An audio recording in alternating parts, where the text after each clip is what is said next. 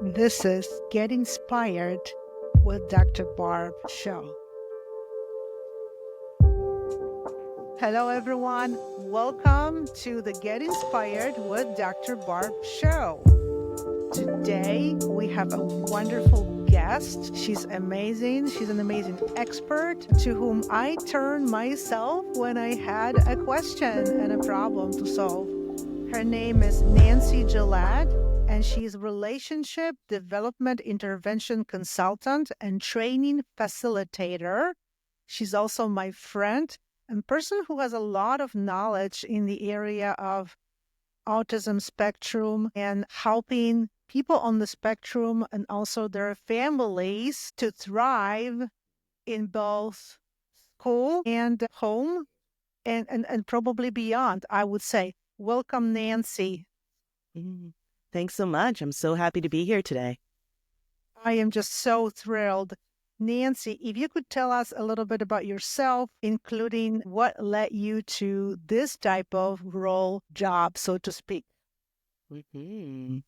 Yeah, I've been in the field now for over 20 years. It's been a very long time. And I've always been super curious about autistic individuals and really wanting to understand more than anything. My career started very young when I was 17 years old and worked with a beautiful child. And together we were able to create such progress within his program. And often his mom would give feedback to me about how well he did during our sessions. And I didn't think very much of it, but I knew that at that time there was something special about this. And so I dive deeper into supports within schools, early childhood education, things like that. And throughout my journey, I noticed that the children that were having the most obstacles were the most curious for me, which of course was other neurodiverse needs and autism. I had the opportunity to become behavior consultant within agencies, community agencies. And when I was doing that, it was, of course, the focus to be the children. But I found that as I was making recommendations, minimal things would shift. And so then I decided to kind of shift my perspective and support families more than the direct support to the child. And that's when things blossomed. And which then led me to diving deeper into relationship development intervention, also known as RDI, as a different approach to autism, that we started looking more at value of relationships rather than behavior, what's the word I'm looking for? Intervention in a sense, because as we know, behavior is communication. And so when I found that parents, once they got new tools and were able to practice different strategies to support their child's regulation, things changed. It was amazing to see from a child who, for example, been on the verge of kicked out of their school program to now thriving and looking forward towards his future and knowing that change can be possible through a different way of support. And it's all about creating authentic, trust-based relationships to support the quality of life. And when I can help parents shift from what currently is a focus, which is a crisis management, really, it's a reactive strategy, versus into a more proactive approach, they saw what they always wanted for their child, which was to be successful, happy, and thriving, not struggling, dysregulated, in a world of confusion, not knowing what's next, struggles. And really, the quality of life is huge, right? We all deserve to have an experience that's positive. And so I shifted the perspective and then just continued to take off from there. And I love how many people are curious about it and wanting to know more.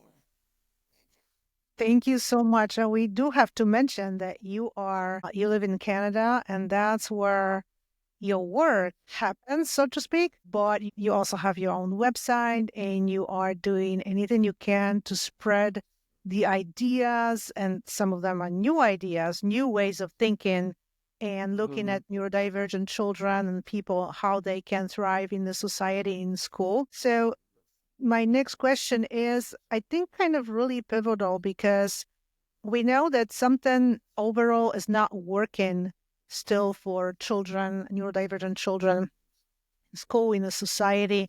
And it is a little bit of both, I think, how they are perceived still in the communities. And the school community is very important because that's when they should have a chance to formulate relationships, right, with both teachers and children, other children.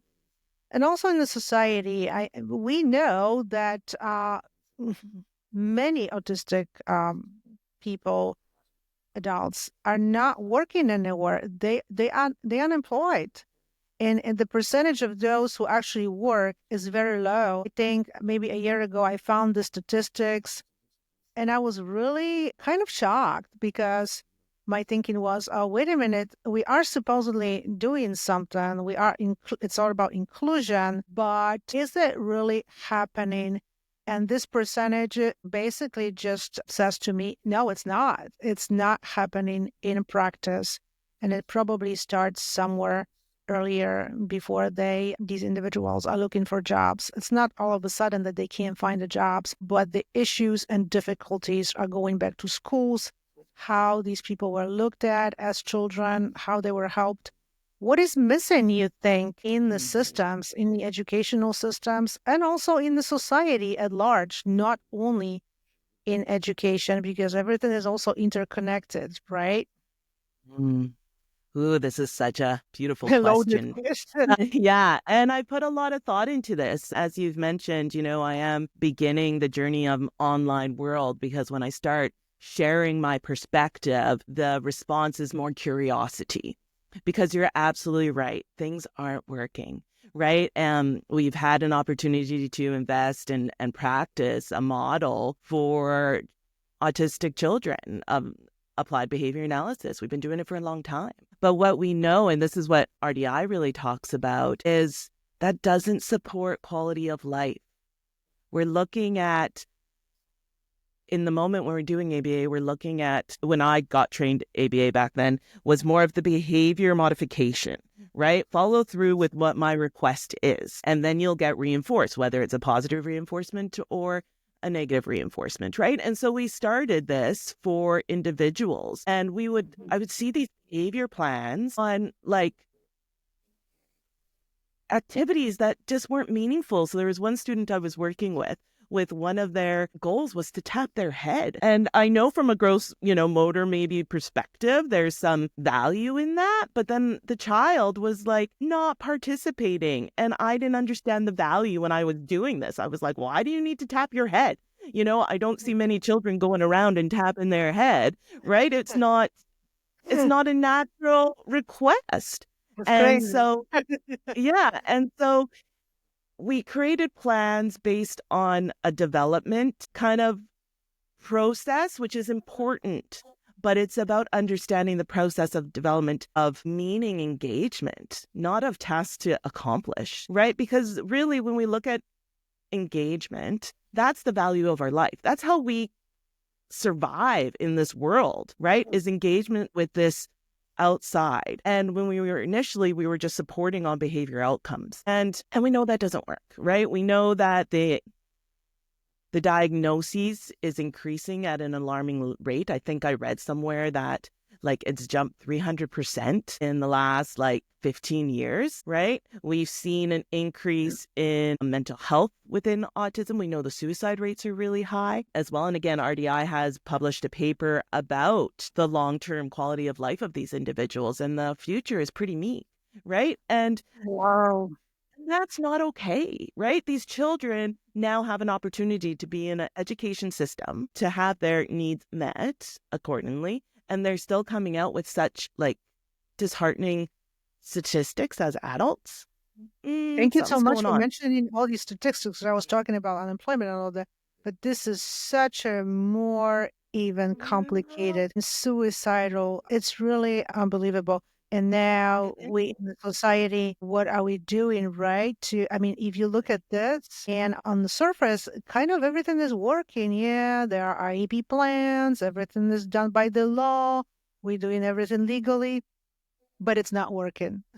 No, right? And I believe it's something deeper is because when we have children who have a diagnosis, it's often focused on what they can't do, right? And I think as a child, what an intense burden to have. I can't do this, and so I'm different. So right off the hop, we're starting from a deficit model versus that is not true. I have met so many children, and I've also had the privilege not only to work with children, but also adults. My youngest client I've worked along with is 3, and the oldest is 70. And so I've been able to see the whole spectrum, which is of life, right? Wow. And it's about knowing that these children have like the best gifts. My moments that make me go aha have been through engagements with different thinkers. And if we could think, and that's one of my supports, is shifting people's mindset from a crisis mindset of the things that they can't do when we just are kind of reacting to the concept of growth seeking mindset. And that's also an RDI concept about let's be curious about what is possible, right? Let's focus on the strengths. I remember once upon a time, if there was a preferred interest, so lots of my children that I worked along with, Thomas the Train, for example, it became a special interest. And the world and parents were like, we need to reduce this. Well, why? Who says? Right? But if we can take it and let's expand on Thomas the Train and let's go to, Thomas the Train Museum. Let's go look at trains. Like there can be a whole expansion on this child experience. And what we know is children on spectrum are experiential learners. So they need to experience these moments and actually success and focus on the success that happens versus all the things that you can't do. Right? So it's a very different perspective because we have this concept that children need to only play with this or should only be doing this till this late. But the truth is, who says so? Right? We have to, part of my belief system is we need to take or acceptance of who we are. And we need to start teaching these children that because then what happens is as we're trying to conform, they become adults left in this big world who has very little self-value. That has little connections because they've been shown and told and supported that what you're doing is not working, right? And we know now when we're looking at the brain and trauma, think of how that can affect a child, right? And then we do the interventions, right? Where we only give sometimes materialistic reinforcers. Well, we know that isn't the value of life, right? We know that it's more than what we can obtain. It's a feeling inside. And so when we can kind of shift the way that we present information to students, neurodivergent students, which I think is the majority of individuals, we can start shifting and creating a more positive self-image, which then responds to more collaboration in this world, which then supports inspiration, right? So I feel like in schools, we need to stop focusing on the deficits and what can't do versus let's focus on what is possible and let's expand in ways because we're not in this world, in this time right now, information is abundance, right? It's not about the skills that we need to learn are not about information retention. It's about how do we utilize the tools that we need in this world. Right? I love everything you said. And actually, a lot of things that you said, it applies to teaching every child in that way, experiential learning. Every child deserves to be taught in authentic ways, in ways that they can learn. And that is really, really important. Now, I wanted to ask you about something really memorable that happened. Maybe there was a strategy, something you did, you implemented, and it really resulted in a change for the individual, something like that. And it's just something very memorable. And also, if you could share at least one strategy, let's say for teachers or parents, something that they could, I know it's very kind of general and every situation is different, something they could try to do that would maybe help with something for an individual on the spectrum. Mm-hmm. Well, I have so many memorable moments, but I'll think of one, I'll share with one that happened to me today, this morning, on an email I received. So a little bit of a backstory is there's this family who have 2 children on spectrum, and it's been a really bumpy ride. And I came into their world when the oldest was 14. So 14 and 11 were these children's, and they did various supports. They've gone to children's hospital, and the children's behavior were just unmanageable, and they weren't sure what to do or how to go. And mom and dad were at complete burnout. And this started in June. And this morning, I received an email stating it was my husband's birthday on Thursday. And together, both boys left the house. We purchased a cake for the dad, came home and celebrated his birthday together. They have not done that over 6 years together. Their children were not leaving the house at all for 2 years. And we've been doing slow little shifts within communication strategies, regulation strategies, to now celebrating this moment and knowing to everyone else, this may be so what, you went and got picked up a cake. No big deal. But for this autism family, it is everything, because all parents want is that connection and to have those family moments that we've all dreamed about. This is an unbelievable moment. Isn't it? Yeah. And so I got that email this morning because I know how much it means to them. And they were working so intentionally. And this process, the coaching that I provided has changed their lives. And I'm so excited. And so now they actually have hope for the future versus complete fear about the future. So that's just one example. Congratulations. That's absolutely amazing. And I wonder what you can teach us about one strategy. Kind of give us a tip.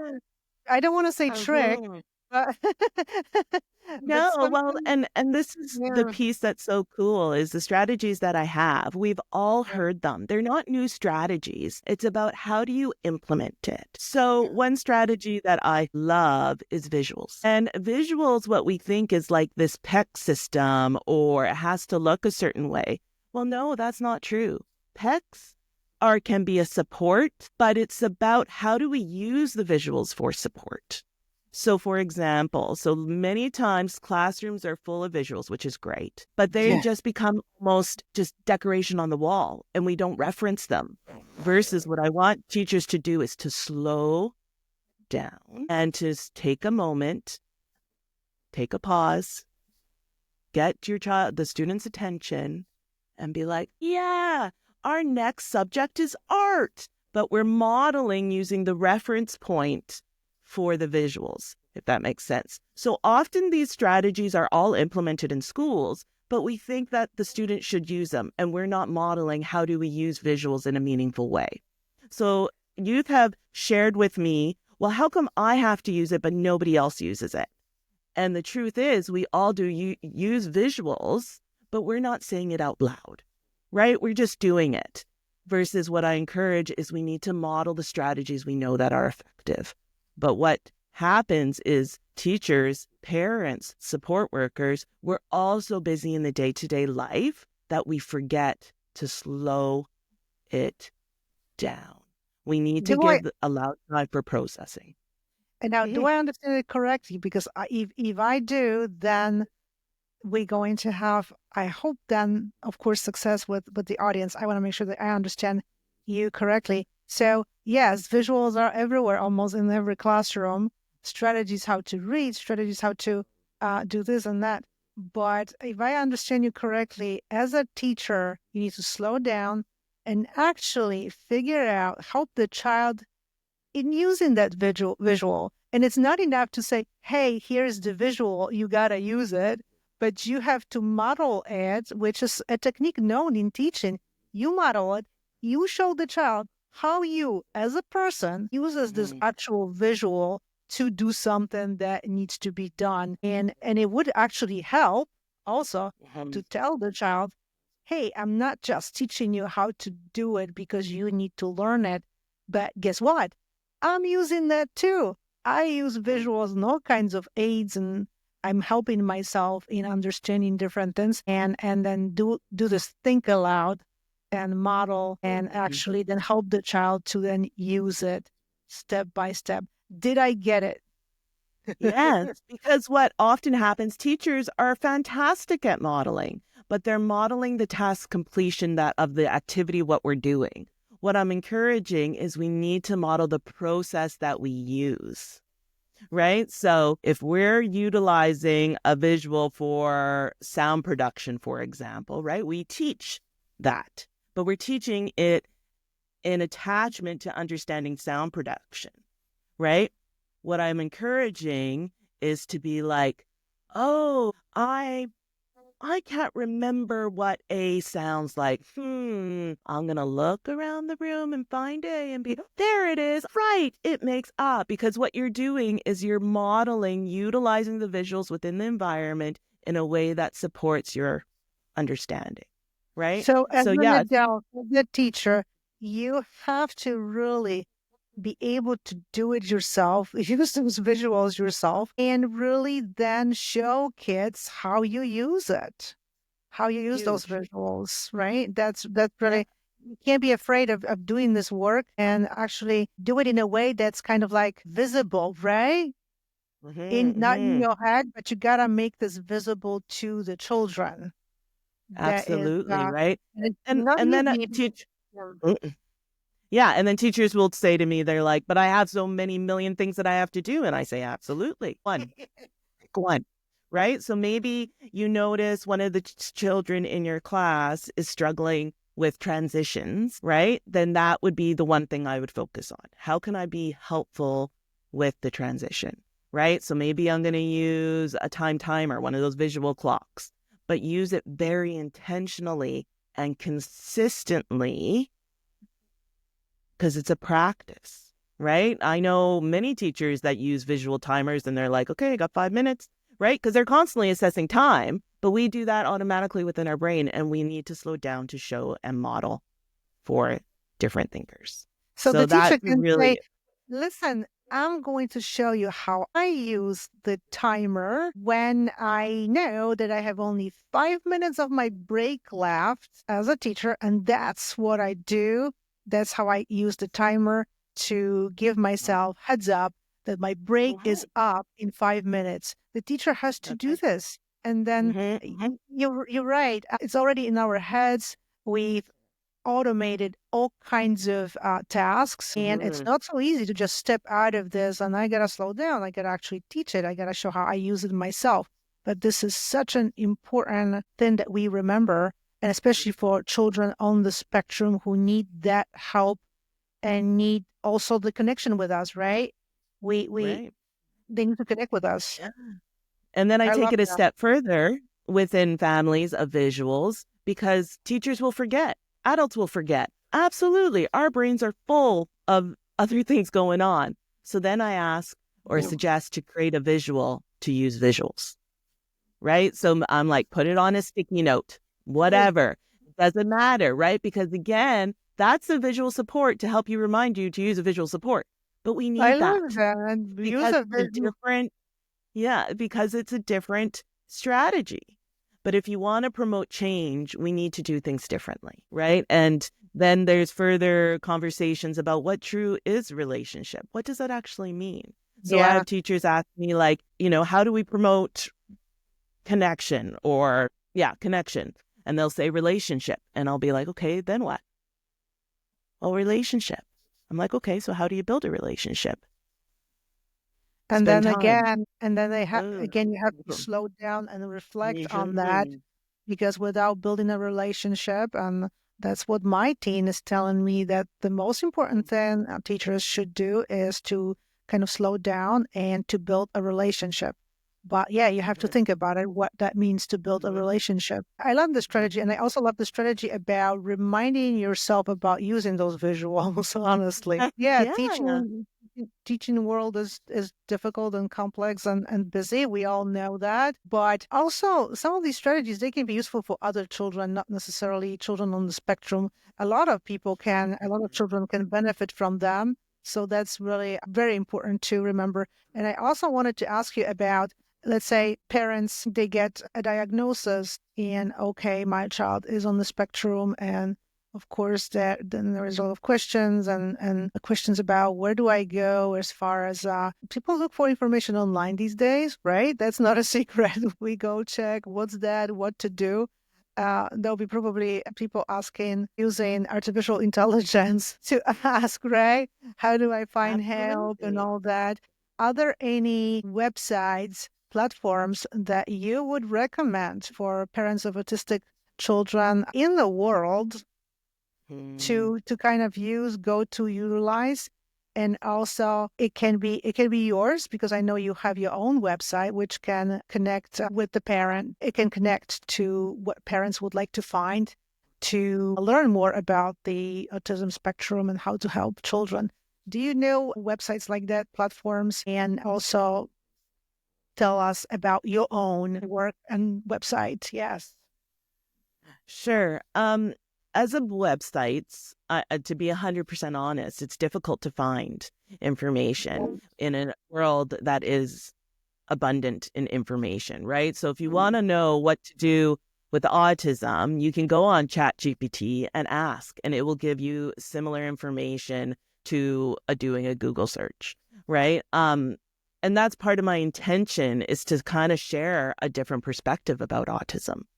And so you can check out my website, www.nancygillette.com, and there's some articles, some blog posts, and there'll be more stuff released as time goes on, including some training, which I'll talk about in a minute. But I would encourage people to check out the RDI website. So you'd go to www.rdiconnect.com, and the creator, Dr. Gutstein and Rochelle Shealy, have created podcasts. There's loads of research. Wow. There's videos. So there's loads, a plethora of information on there. And then you can actually search for an RDI consultant on there. RDI is world known, and it's really exciting because it's getting some really, really good momentum because parents do want to do things differently. They know what isn't effective, and they're wanting to try something different.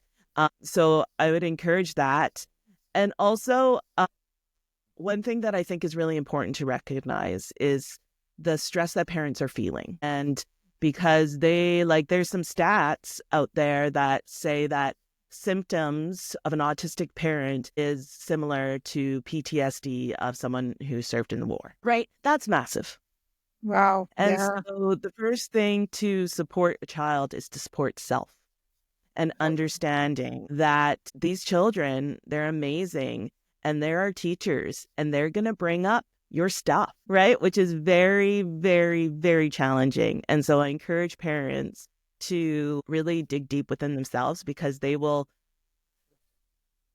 beautifully make you question everything you've experienced. And so I Yeah, love for Government sure. Day. I love lots of different great people there about really understanding different thinking. So I'd really encourage people to use those resources. To me, autism is such a spectrum, right? And Right. there's new information that's being come out about autism because that's all it is based on observation, right? There's no blood work, there's no brain test that we can say autism. It's all by certain behaviors. And Yeah. so what we're shifting is that's all it is behaviors. So we need to understand it, but how do we teach differently? So Dr. Sarah Wayland wrote a book called Is This Autism? I think that's what it's called.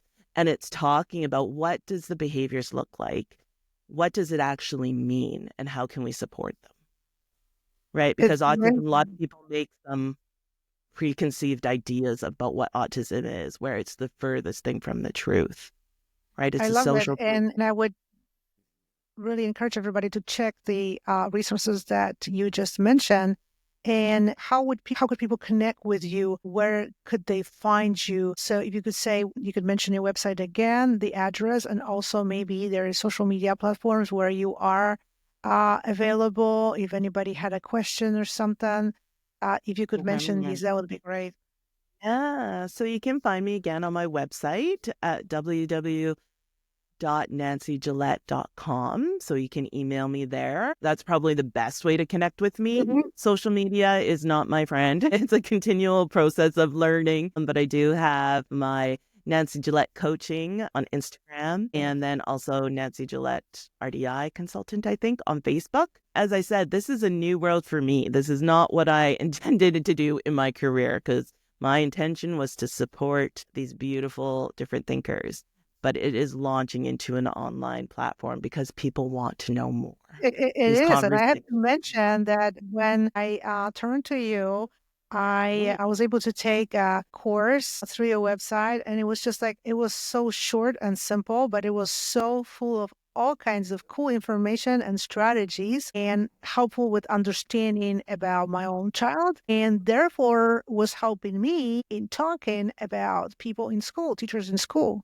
It really was an amazing resource. I mean, these days, people don't want to reach out for thick books. Everything is just, everybody's busy, right? So we are looking for more accessible, shorter, so to speak, forms of communication. And we wanna take a course. We don't want the course to take, I mean, the whole month, right? It's just, I think it's just normal. And it was a fantastic, nice little course that really gave me a lot of information. So I really appreciate it. And I would like to encourage everyone to check your resources, to go on your website and connect with you on social media if anybody has questions. And if you would like to add 1 or 2 sentences, any final thought at the end of the interview, we would appreciate it.